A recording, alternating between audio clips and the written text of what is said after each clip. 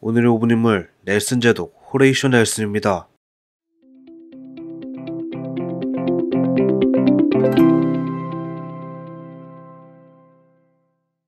호레이쇼 넬슨은 1758년 영국 노포크의 버논 마을에서 태어났습니다. 영국 왕실의 총리였던 로버트 월플의 증손녀였던 어머니는 넬슨이 9살 때 돌아가셨고 성직자였던 아버지의 훈육 아래에서 크게 됩니다. 넬슨은 12살이라는 어린 나이에 해군에 입대하였는데요. 외삼촌이 함장으로 있던 군함에서 조타수로 복무하였습니다. 여기서 재미있는 점이 넬슨은 배멀미를 심하게 했기 때문에 고생을 심하게 하였는데요. 이후에도 배멀미가 전혀 나아지지 않아 평생 해군에서 복무하면서 고생을 했다고 합니다. 그는 곧 해군사관학교에 입학하여 장교가 되었고 1780년에는 미국 독립전쟁에 참전하였으며 미국 독립전쟁 이후에는 프랑스 혁명 정부와 영국 간의 갈등에 투입되어 전투를 치르기도 하였습니다. 1794년에는 나폴레옹의 고향으로 유명한 코르시카 섬을 점령하는 과정에서 상대의 포격으로 인해 튀어오른 돌 파편에 오른쪽 눈을 맞아 오른쪽 눈의 시력을 잃게 되는 사고를 당합니다. 1796년 그는 존 저비스 제독의 휘하에 들어가게 되는데요. 존 저비스 제독은 넬슨을 준장으로 임명하여 중용하였습니다. 특히 1797년 2월 14일 스페인 해군을 상대로 성 빈센트 곳에서 벌어진 전투 중에 저비스 제독의 명령을 어기기까지 하며 돌격하여 스페인 전열함 2척을 납포하는 큰 전과를 세웠습니다. 참고로 이 전투에서 스페인 함선의 숫자는 총 31척, 영국 함선의 숫자는 20척에 불과했습니다.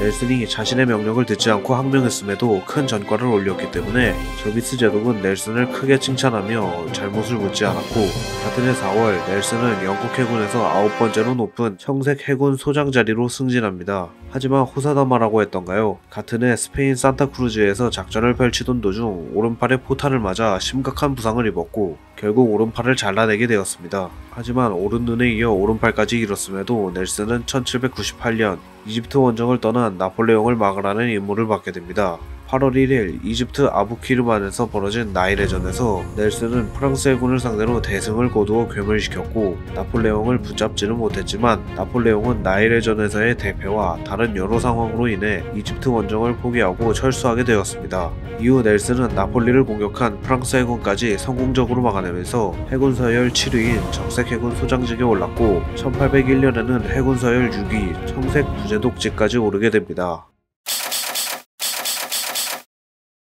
1801년 러시아, 덴마크, 스웨덴, 프로이센이 영국의 몰타섬 점령에 맞서 동맹을 맺습니다. 이때 러시아와 덴마크가 영국 선박이 발트해를 지나가지 못하게 통제하자 영국 정부는 하이드 파커경을 보내 동맹을 막도록 하였습니다. 코펜하겐에서 벌어진 해전에서 덴마크의 포화가 거세자 신중한 성격을 가졌던 하이드 파커경은 넬슨에게 깃발로 후퇴 명령을 내리는데요. 그 모습이 답답했던 넬슨은 망원경에 보이지 않은 오른쪽 눈을 가져다 대며 아무 신호도 보이지 않는데? 라고 말하며 공격을 이어나갔습니다. 대놓고 명령을 무시한 것이었지만 이번에도 넬슨의 판단은 옳았고 덴마크를 상대로 대승을 거둡니다.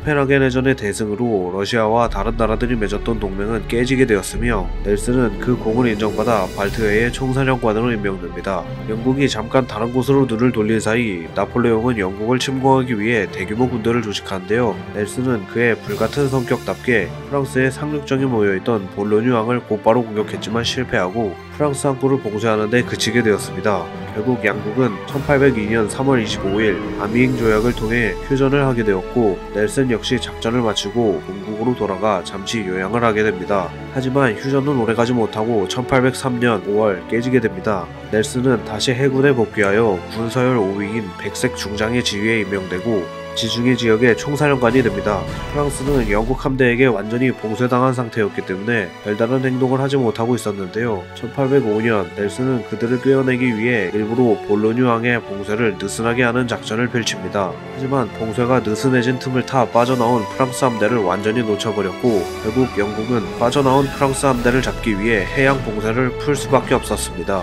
큰 실책을 저지른 넬슨은 건강 악화까지 겹쳐 퇴역할 수밖에 없었지만 소극적인 자세 때문에 전쟁이 질질 끌리자 영국 정부는 겨우 2개월 만에 넬슨을 복직시킵니다. 해양 봉쇄가 풀리자 프랑스 해군은 스페인 카디즈에서 스페인 함대와 합류하게 되었고 총 33척의 프랑스 스페인 연합 함대와 넬슨의 27척 함대가 스페인 트라팔가르 곳에서 맞붙게 됩니다. 이 전투에서 영국 함대는 단 한 척의 손실 없이 프랑스 스페인 함대 중 22척을 납포하고 한 척을 격추 그렇지만은 대승을 거두었고 개멸적인 타격을 받은 프랑스 해군은 영국 침공을 완전히 포기하게 됩니다. 하지만 전투 중 넬슨은 프랑스 저격수에 의해 왼쪽 어깨를 피격당했고 총알이 폐를 관통했음에도 전투가 끝날 때까지 전투를 지휘하고 승리한 것을 확인한 뒤 하느님 감사합니다. 저는 제 의무를 다했습니다. 라는 말을 남기고 사망했습니다.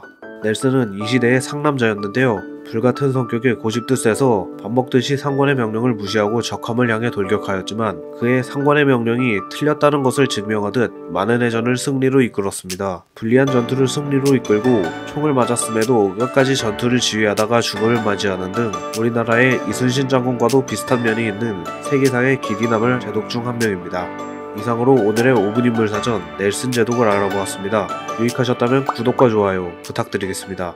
시청해주셔서 감사합니다.